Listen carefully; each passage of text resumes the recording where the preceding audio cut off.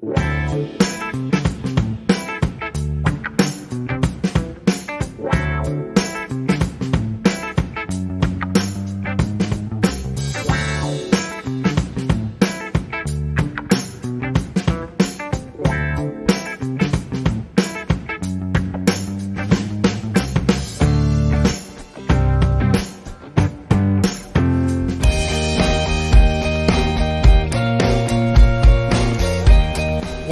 to the Fourth Branch program. Glad you can make it. I am MD. This program is dedicated exclusively for those with common sense, a spirit of patriotism, and a determination for a more perfect union. Stay tuned as we begin the discussion of a very important, interesting, and enlightening topic. Hope to hear from you soon. Happy listening.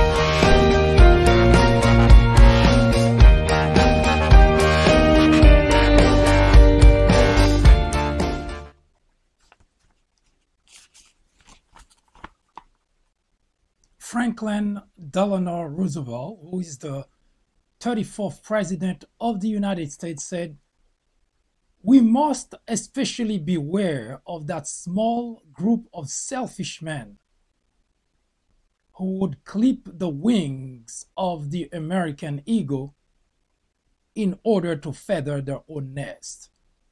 The past 2 years, the country has gone through very tumultuous time, for no other reason than the very fact those legislators, exclusively Republican legislators, who are in complete control of both houses and the executive branch, decided to relinquish their task to uphold the Constitution of the United States.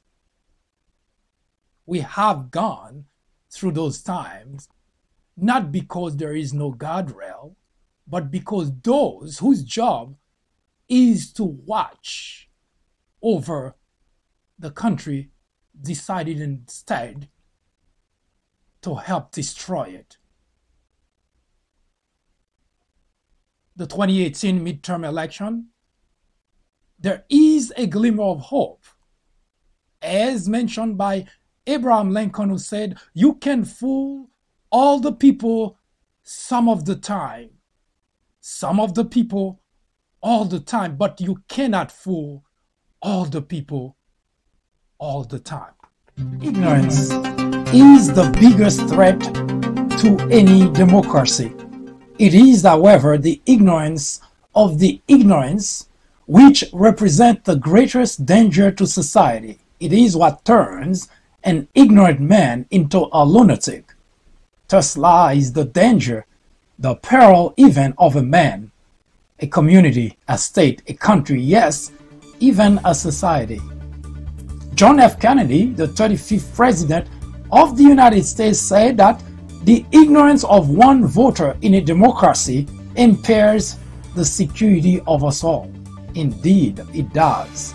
We've seen it, have we not? We've witnessed it. We are all living it, are we not? All men are born ignorant. Many have chosen to stay and live in ignorance. Only a few recognize ignorance is indeed the root and stem of all evil and choose to be ignorant no more. Hello everyone, I am MD and this is the Fourth Branch program. First, a warning. This program is not suitable for all audiences. I repeat, the content of this program is not for everyone. To find out if it's suitable to you, answer the following two questions. Question 1. Would you entrust your teenage daughter to a non-rapist? Question 2. Would you have a non-pedophile cared for your toddler? Once again, question 1. Would you entrust your teenage daughter to a non-rapist? Question 2. Would you have a pedophile cared for your toddler.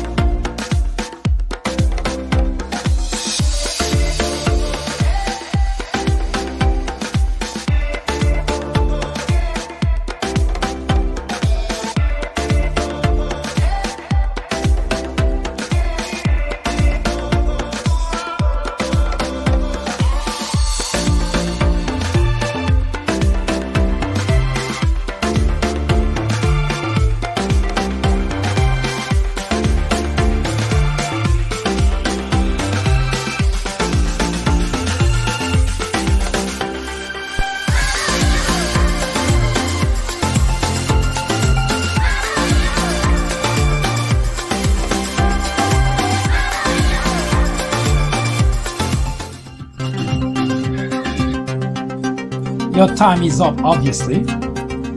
If you had difficulty answering either question, this program is not for you. If you answer yes to either or to both questions, this program is definitely not for you. But if both of your answers are absolutely not, this program is catered exclusively to you. You should stick around. It is enlightening, educational, and informative. Join me here on the 4th branch at 10:30 a.m. every Saturday.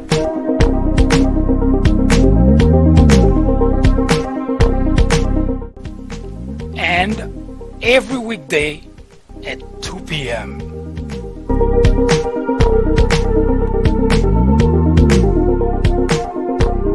This is the 4th branch. Common sense in a world of chaos.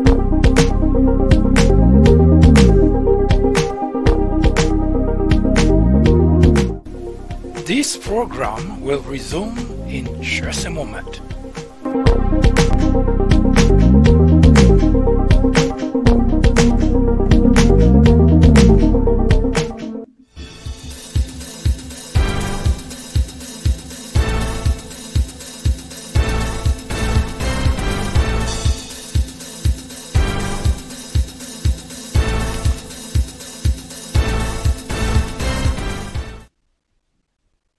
Today we continue the conversation we've been having about a very important agency in the country, the EPA. I never thought I would be talking about EPA as an important agency until I decided to do some research about our very existence here on planet Earth.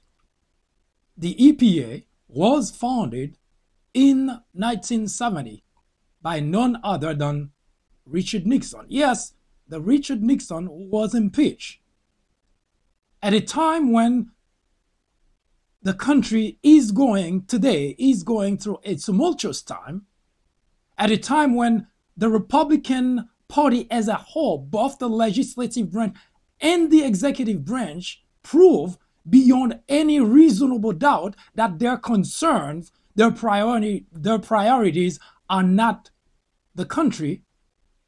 It is fitting to take a look back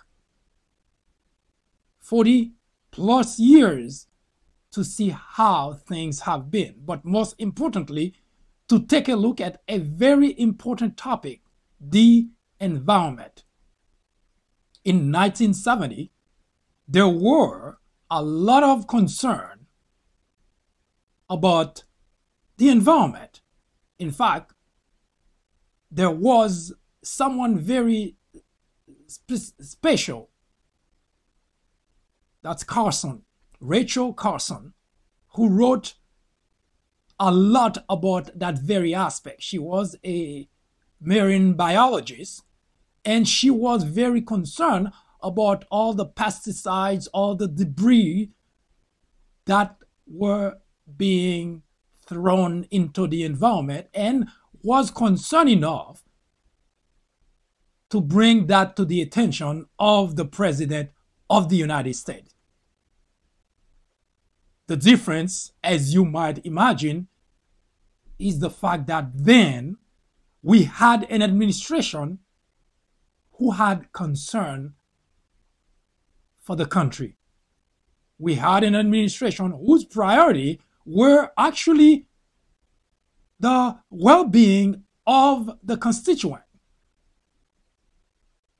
Despite what we have all said about Richard Nixon, from a political perspective, he used and employed Machiavellian approaches, strategies, but at the very least we can say that he had the concern of the citizen of the country as a priority. So did the Republican Party.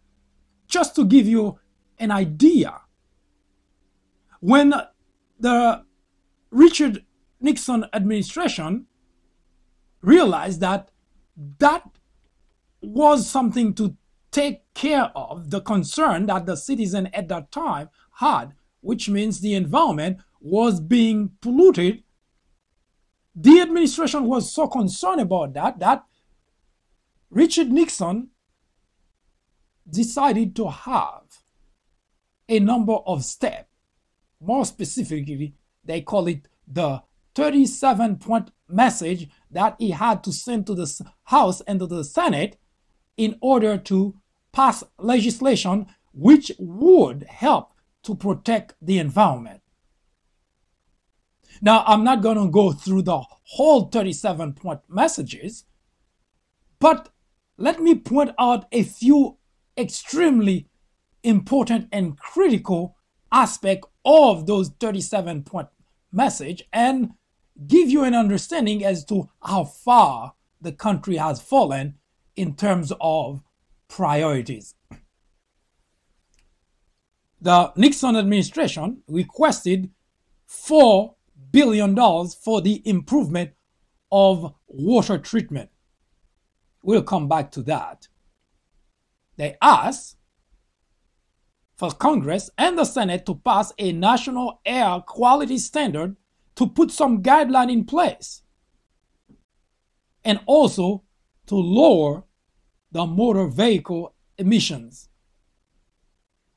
And he wanted a federally funded research in order to reduce pollution emitted by automobiles and planes and any engine-driven type of locomotions. He also ordered a cleanup of federal facilities that had either foul air or foul water.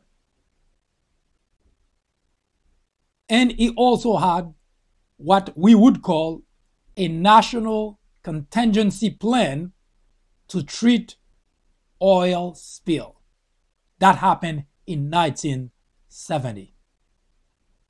Most of the disasters, man-made disasters that is, that have happened since then, gave us an understanding as to how foresighted the Nixon administration was. But most importantly, it gave us an understanding how much the Nixon administration had the interest of the people at heart. Much less that we can say today about either the executive branch or the legislative branch. Now, why is that important? I mentioned the past couple of days that the most important agency in the United States is EPA, in contrast to the fact that most Republican candidates who vie for the office of the presidency seems to see the EPA as the punching bag. Yes, you've heard several times, even the last presidential election we had with Rick Perry trying to remember the agency that he wanted to get rid of. Ironically, today he is the individual leading that agency.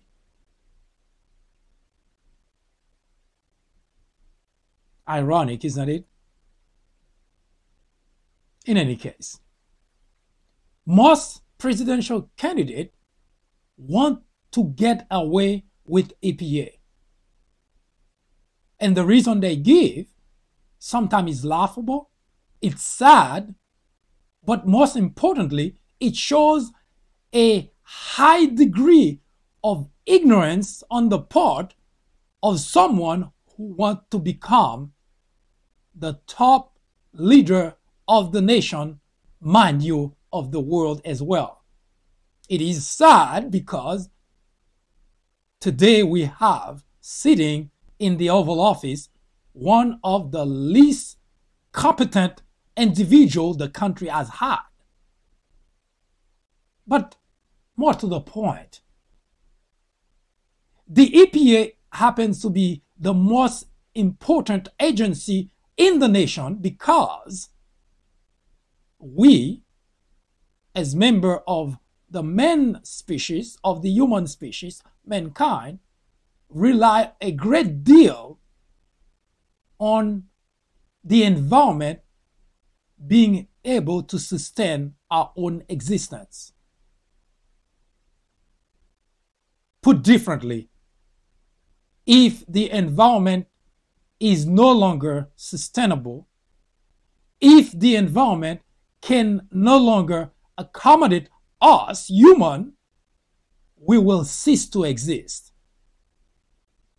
This is not a movie. This is not speculation or assumption. For the past few years, if you recall, we have seen a number of sea creatures being found dead on our shores. Not by accident, not because they were killed by people chasing or by individuals trying to make a living catching them, but rather because the environment they live in, water, have been so polluted, those creatures die. And there have been plenty of them, not just here in the United States, across the world. Our water systems are being polluted at a pace that it is impossible for sea creatures to live. Now, that may not be of too much interest to you if you're a vegetarian. That may not be of too much interest to you if you go to a restaurant and see that you order fish, you get fish, you order any seafood, you get it. So the idea of sea creatures being killed by polluted water is not your problem, but it should be. Because you see, for those creatures that are not killed by the polluted water, whether it's radioactive material or any other type of pollution, they are passed from the sea creatures to you. Because when you eat any kind of meat that is polluted, infected, you get to have some of that into your system. So the idea of pollution at sea, or just because when you order, you get your order delivered to you, and you figure out that's not your problem, then we have really seriously bad news for you. The reason the sea creatures are being killed by the hundreds across the world is because our water are polluted. And they're not just polluted naturally. Of course, there are some element of nature that contribute to that as well. We will take a look at those details in a later episode. But for now, we are putting our concentration on the aspect of the pollution that are caused almost exclusively by mankind. And this is actually the most harmful part of the whole equation. We, mankind, have been almost exclusively responsible for the pollutions that we today are becoming victim of. Yes, air pollution, water pollution, light pollution, sound pollution, visual pollution. There are all types of pollution, some more serious than others. Now, why would you be concerned at all? In fact, the Republican Party exclusively, single-handedly, has made it its job to cut off the agency responsible to safeguard our environment, the EPA. Environmental Protection Agency. That's the main job of the EPA, is to protect the environment, the resources that we use, water, the air that we breathe. That's the main job of the EPA. Now, we should ask ourselves the simple, basic question. Why in the world the individuals, the legislators, those we elected to protect us, to protect our environment, to make matters that are concern of ours priorities, why would those very individuals responsible to do just the opposite? And why should we be concerned? Now, I understand that most Republicans, because they have been listening to people at Fox, people who have no understanding whatsoever of the environment, no understanding whatsoever of how science works, those are the very people from whom most Republicans are taking information, getting information about nature, about the environment. So it is understandable that they are also become as ignorant as the individual that are giving them the information. That's why you see most Republicans, they say, we don't care about climate change. We don't care about those things, because one fact is hearing an anchor at Fox saying, we still have snow, it's still cold, so there is no such thing as climate change. That shows you the level of ignorance of an individual who has millions of listeners and viewers who rely on that individual to educate them. That's why, according to a survey that was done a few months ago, 82% of individuals who actually listen to Fox, they are ignorant. And that is bad for the country. That is bad for the rest of us. As I mentioned yesterday, it would have not mattered if Republicans wanted to just stay ignorant. If the consequences of their ignorance, they were the only one paying for it. But unfortunately, we are on the same boat, whether it's the United States of America or Earth. The ignorance of individuals, whoever that is, affects and impacts all of us, unfortunately. As I put it many times, your ignorance is not personal nor private. Yes, if it were, I wouldn't care and I wouldn't say much about it, because you have the right, as John Kerry put it once, in America, you have the freedom to be as stupid as you want, as ignorant as you want, because that's how a lot of Republican and Republican constituents define freedom. But your ignorance is not private nor personal. Your ignorance affects and impacts me and future generation.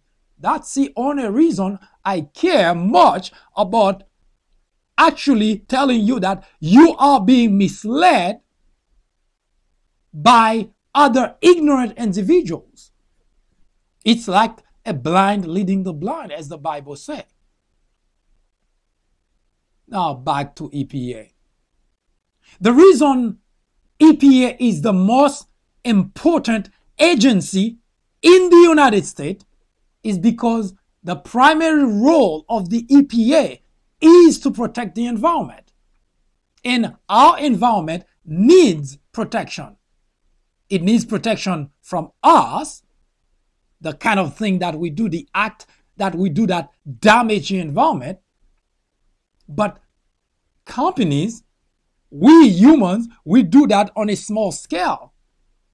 But organization companies, chemical company that actually produce radioactive material, they damage our environment in very large scale.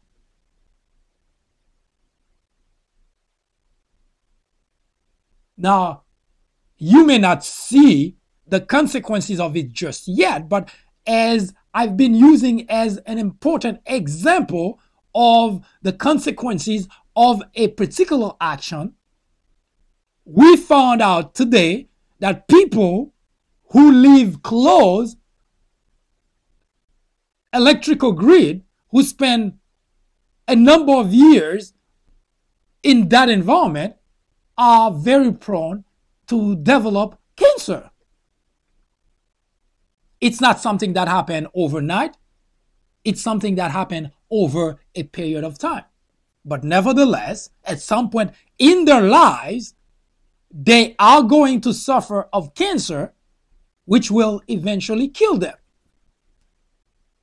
So the idea, if you were to live in that environment and say, I don't care, because by the time you leave the area, you move out and go someplace else, you figure out, I don't have any problem, I don't feel bad, I feel fine. Except that you've already stored enough of the material in the air, in that environment, that will later on make you become a victim of that. So you cannot ignore what's going on in your environment and say, I don't see any problem with that.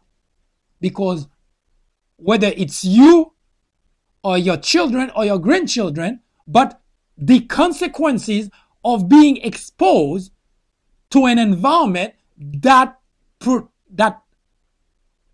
produce negative effect in your health is going to be felt at some point. So you cannot ignore that.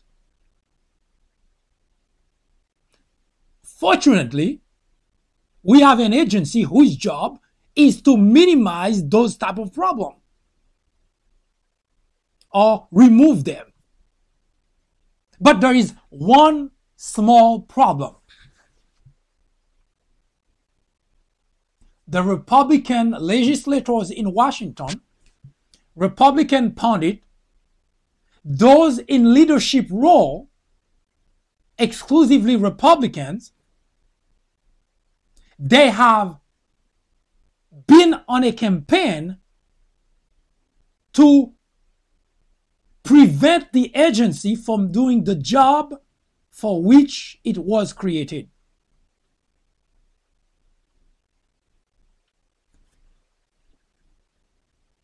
The agency was created by a Republican. And I mentioned that for no other reason than to bring to the attention of those who make every calculation based on their political party, because there are some individuals both in Democrat and Republican, but you'll find that type of behavior almost exclusively in the Republican Party, that every decision that they make is not based on how much they benefit of it. It's not based on how good it is for them, but it's simply based on the fact that if Republicans don't want it, I don't want it. It has become almost laughable if it weren't for the negative impact it has on the nation, on the country, on our life, that an individual could be so ignorant to be making decisions, not decisions that are good for them, but decisions that are simply aligned with a political party. It doesn't matter if it's good for them. If the Republican Party say this is where we're going, those people are too happy to go along with it. I must say that it baffles the mind of sound-minded individual. It is impossible to even grasp the idea that to go along with something that's bad for you because, well, the Republican Party wants it, so I'll go along with it.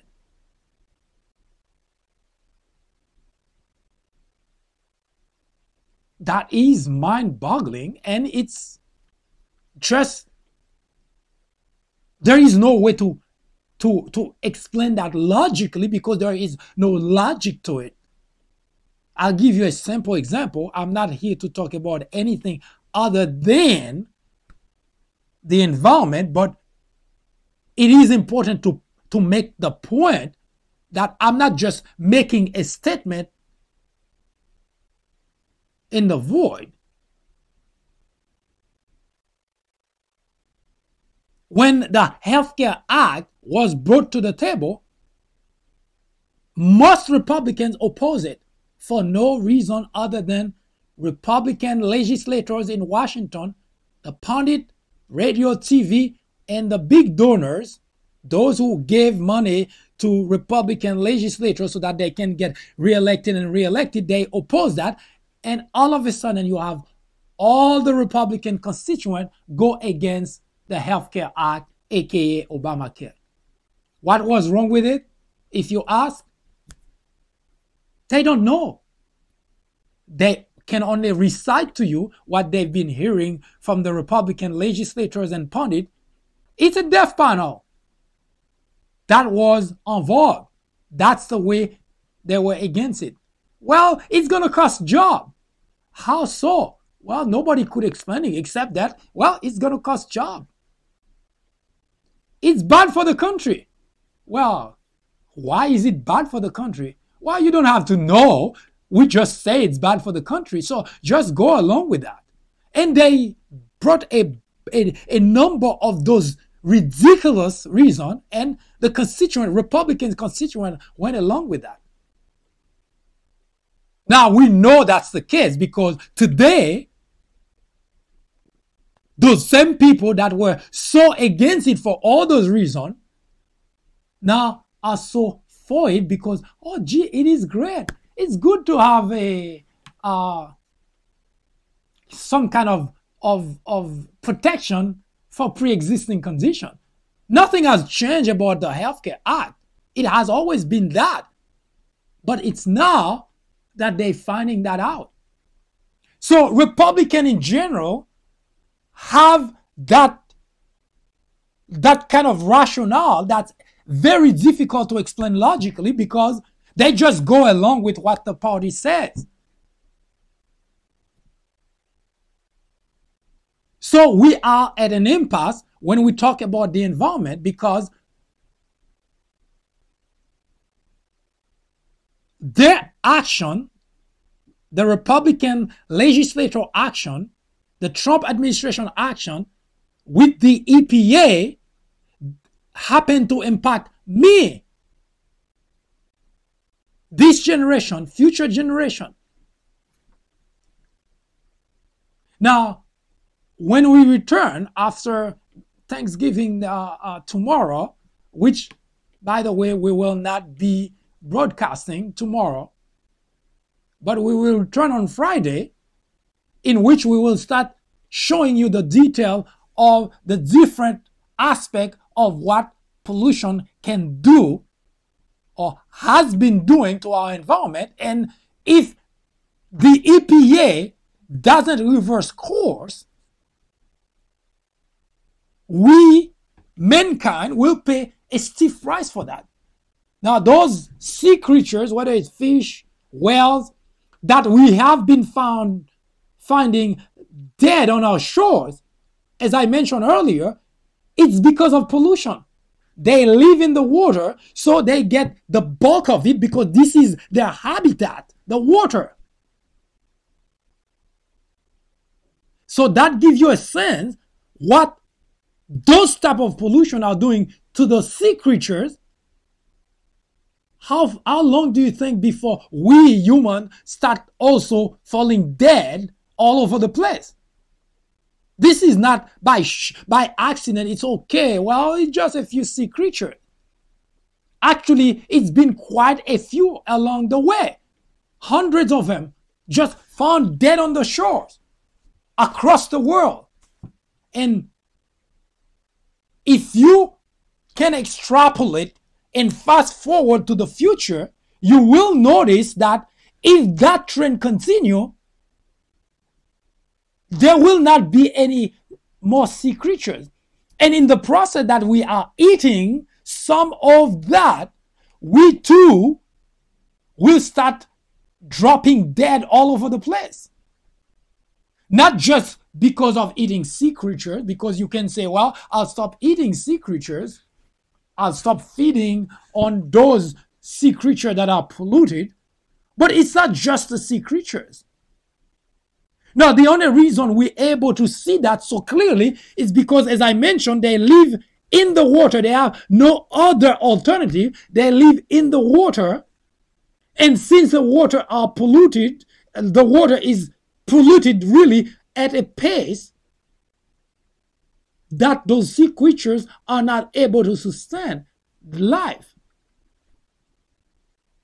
And it so happened, EPA, whose job is to make certain that our water is not being polluted. Now, Republicans have been in a campaign to make certain that EPA doesn't do the job of protecting our environment. Why should you care? Don't go anywhere. When we come back, we'll show you something that should send chill to your spine. Now, if you care about your life or those of future generation, your children, your grandchildren, this is a matter of grave concern for the nation. You may die tomorrow, so not know about what's going to happen to future generation. But it would sound extremely selfish, as the Republican legislators are doing today, because they can get money from those who are polluting our environment. They can get re-election campaign money, so they just loosen all type of regulation. As far as they're concerned, they're not going to be around to see the damage done to our planet. They're not going to be around to see those problems. So they don't care, because all they care about today is the re-election campaign money so that they can stay in Washington. So what happened to our environment, that's not their problem. But don't go anywhere. I'm going to show you that if we, the constituent, decide to do nothing, yes, as I mentioned, you may not be around to see the damage done. But it is a sad story to be that selfish, because 40-some plus years ago, a president found it necessary enough to create the agency to protect our environment. But today, we have more knowledge, more understanding of what's causing the problem, and yet we are the generation that's making the decision to kill our environment, to speed up the process of destroying the environment. What does that say about us?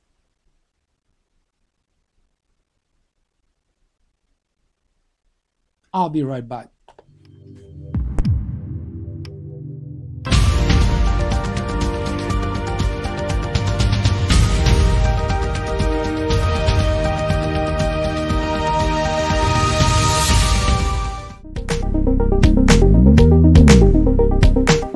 Join me here on the fourth branch at 10:30 a.m. every Saturday.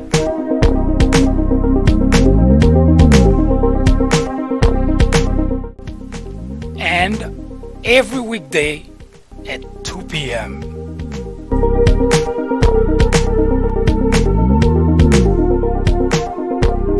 This is the fourth branch. Common sense in a world of chaos.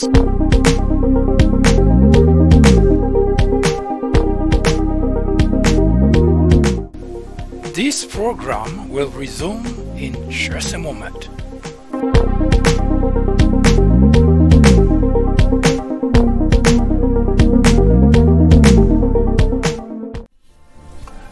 In 1996, a small network by the name of Fox News was launched with just 17 million viewers.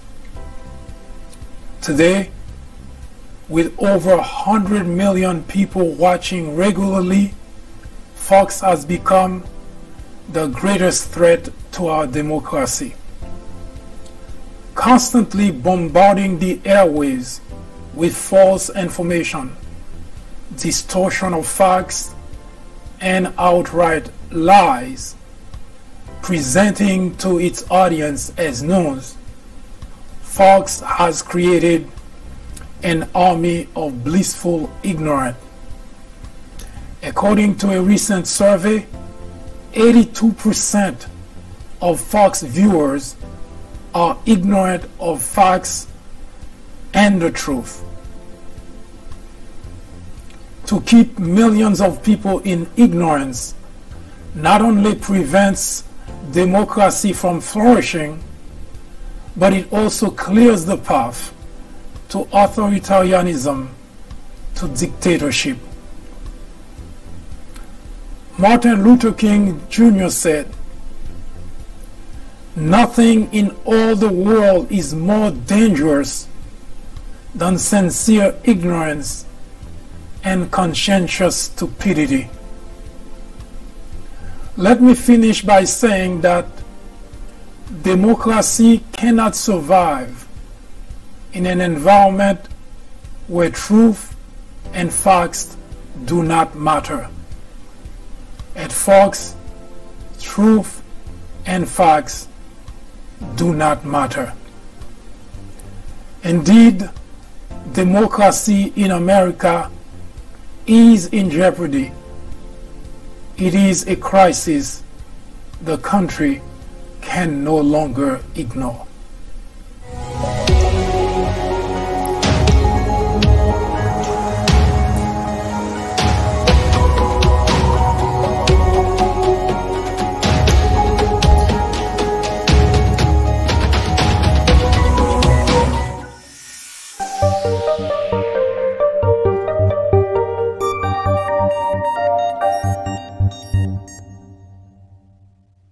The EPA is the most important agency in the nation. It is the agency whose primary job is to protect the environment, the resources that we, members of mankind, the human species, need. We need air. We breathe. We need oxygen. We need water. We use it. We drink water. We use it to cook. We use it to take shower and a number of other necessary reasons that water is used. So if those resources are polluted, what do you think is going to happen? If you take a look at water and the creatures that live in water, they are dying by the hundreds. If this disaster were to be recorded here in the United States, where people were dropping like flies, just like the sea creatures are dying, it would have become one of the greatest challenge for the nation. The reason we're not talking about it is because it just fish and whales and, sea creatures. They're not impacting us as directly as human being if they were just falling on the street. But don't think it is out of the realm of possibility that if this trend continues, as much progress as we have made, and that's what even more sad about the whole situation, that we have made so much progress, we have become so smart. There are renowned universities in the country, many renowned universities right here in the United States of America. And a lot of the Republicans that I have had conversation with, they are always eager to flaunt their education. They have a college degree. So they are no dummy. What good is a college degree if you cannot reason, if you cannot have a sound mind, if all of your decisions simply based on very specific party affiliation? What good is that degree? I personally call it those individuals that are always eager to prove that they know dummy because they went to college, they get a degree, master, PhD. Ignorant with a college degree. Because that's what you go to school for, so that you can discern, you can dissect, you can take any issue, any topic, and be able to see not rationalize to make it yours so that it becomes the truth that you want. But the sky is blue no matter what degree of knowledge you have. By the way, just an example. It's not, before I hear some of you telling me, no, the sky is not blue. Normal parlance, that is. White is white. However much education you have, it just doesn't matter. So it's impossible to understand that with that much knowledge, why are we not making decisions based on that instead of political affiliation? Now, with the environment, our very lives, our very existence depends on it. Let me show you something, and you tell me. Well, let me show it to you first.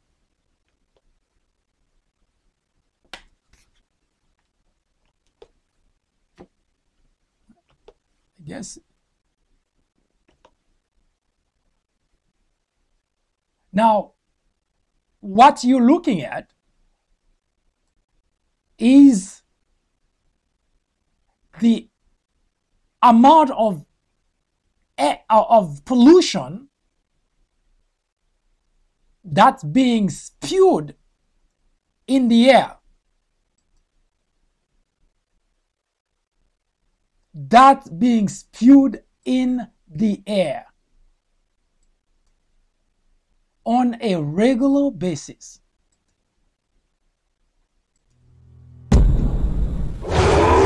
Since its discovery in the 19th century, dinosaurs have been fascinating the world. Some were so large that their dimensions are hard to believe. Top 10 biggest dinosaurs. Number 10. Giganotosaurus. Like most of the great carnivores, it lived in the Cretaceous period, between 99 and 96 million years in Argentina. It measured 42 feet in length, 13 in height, and weighed 8 tons. His skull was a little more than 4.9 feet. It was so large that it was supposed to feed on Tyrannosaurus-sized prey. However, he had a weakness: speed. Do you see those bulky legs? It is because his feet Okay, are larger than his so making him an animal. what exactly is the connection? We're talking about EPA. Can you make the connection? Are you able to make that connection? Well, I'll tell you what that is. Dinosaur no longer exist. Would you like to take a quick guess why? Well, they no longer exist because the environment was no longer conducive to their existence. I might as well add they didn't have an EPA. While that sounds funny, but the idea is there were a number of disasters, natural disaster that happened that obviously they couldn't escape. Earthquake, flood. They were very huge animals, as you just saw. They weren't able to run, and worse, if they fall into some sort of hole, they could not get out of it. They would starve, and they needed to eat a lot. So the main idea, the environment, was no longer conducive for the lives of dinosaurs. The key word, the environment. If we are not smart enough to preserve the environment, it is not a far-fetched idea that we will go in the way of the dinosaur. Maybe that's why Republicans just don't care. Because dinosaurs like Mitch McConnell, Orrin Hatch, and company, they figure they already old enough. They're not going to be around when something happened to our planet. As much progress as science is making, we are very far from even finding a place that we can go to in case this planet is no longer conducive for life. So if you're basing your hope on the fact that by the time that it has gotten so bad we would escape, don't bet on it. The most that we can control today is to make certain that the agency whose job is to protect our environment is protected to do the job. They ought to be protected from any political party, whether it's Republican or Democrat. But today, the agency is being destroyed by the Trump administration. The first administrator that Trump put in there, Scott Pruitt, had done so much damage to EPA that the question is being asked, would we ever recover? So if you have any concern for future generation, I'm not talking about for you to be an adept to climate change. I couldn't care less about that. But if you have any concern for your kids, for your grandkids, for future generation, for this planet, put the damn hat of the Republican Party on the side and work towards protecting the EPA and make certain that the job for which it was created, to protect our environment, that job is done without any interference from our government. When we return next time, we will come back to discuss the detail of each one of those items, the air, the water, the light, which are being polluted, and what you can expect if you continue to turn your eyes, a blind eye, or to continue to just support a party that's helping destroying that agency. It is that important. I'll be right back. Join me here on the 4th branch at 10:30 a.m. every Saturday.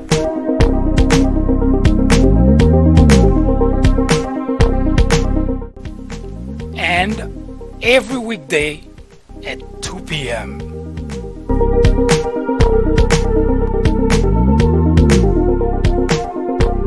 This is the 4th branch. Common sense in a world of chaos.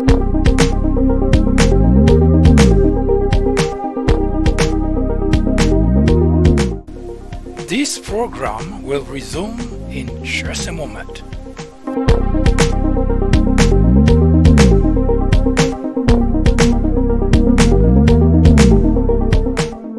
Don't go anywhere. The 4th branch program will return in just a moment. After reading several books based on presidents and on Obama specifically, I found that they're typically partisan. The Obama legacy targets the heart of the issue by giving credit to the president where it's due, but definitely coming down hard on Obama on his bigger failures, like his handling of the Syrian crisis. If you are in college, going to college, you are an educator, a faculty member, or someone with interest in government or politics, The Obama Legacy is definitely a book to read. My professor recommended The Obama Legacy. A friend actually recommended The Obama Legacy. I would highly recommend this book for anyone, whether for academic use or leisure reading. I would recommend this book to anyone out there searching for an impartial and unbiased look into Barack Obama's tenure as president. I would definitely recommend this book as a good read for both liberals and conservatives.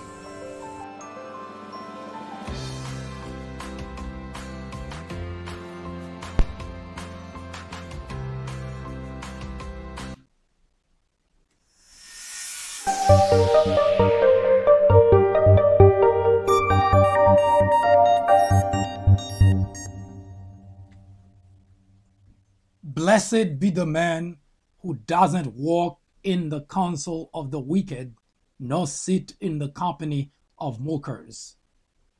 Psalm 1 verse 1. All men are born ignorant. Republicans choose to stay and live in ignorance. They follow blindly a man whose character is scarier than the devil, a man with no integrity, a man who is very insecure, a man who cares about no one but himself, a man who will not hesitate to destroy the country to enrich himself. Yes, a man who lies to everyone about everything.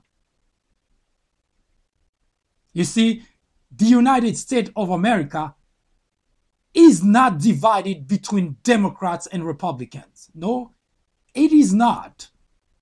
We've heard that argument in the media. We've heard that argument among different political parties. That's the best way to explain it because it makes them feel good. But The United States is divided between those who seek knowledge and the truth and those who choose to stay and live in ignorance. That is what causes the big divide in the country. Fortunately, there is a slight glimmer of hope which is peeking through the darkness which has covered the country for the past 2 years. The 2018 midterm election did not turn out a blue wave as expected by the Democrats or as claimed by the fanatics. However, the outcome provides some measure of hope. The country may begin to recover from the constant assault by the very individuals whose principal job is to provide reassurance and lead the country to better pastures. I sincerely hope the Thanksgiving Day is another reminder that the nuisance is temporary and brighter days are right around the corner. Happy Thanksgiving to all.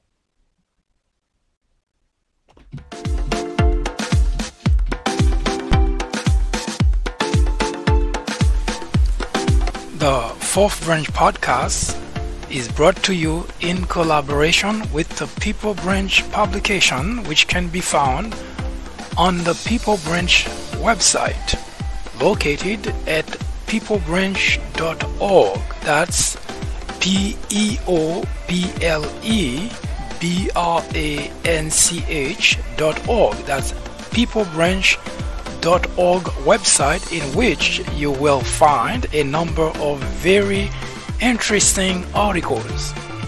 My name is Mike Duchesne, MD for short. I hope you have a great afternoon or a great evening, whichever it happens to be. Hopefully you can join me again next time for another interesting episode of this podcast. That was the Fourth Branch, live from New York. Good day.